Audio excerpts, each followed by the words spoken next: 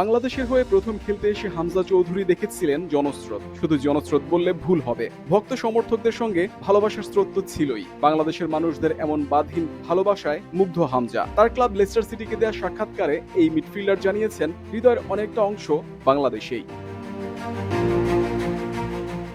হামজার শিকড় যেন এখনো টানছে হৃদয়ের গভীর থেকে।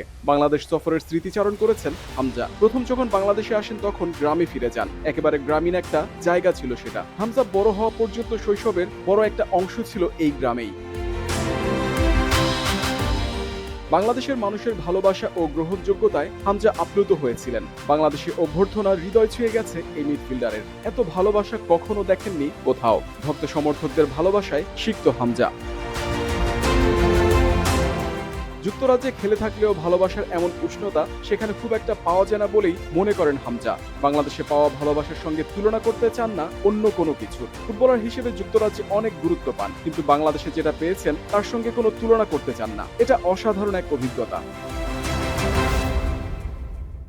কেউ কেউ এই অভিজ্ঞতাকে ভয়ঙ্কর বা অতিরিক্ত বললেও হামজার কাছে এটা হৃদয়ের কাছের ব্যাপার। মানুষ বলতে পারে এটা ভীতিকর বা বাড়াবাড়ি, কিন্তু সত্যি বলতে এটা হামজার হৃদয়ের অনেকটা জায়গা নিয়েছে। তারা সবাই শুধু ইতিবাচক এবং হামজাকে ভালোবাসা দেখতে সেখানে আছে, তাই এটা খুবই ভালো অনুভূতি।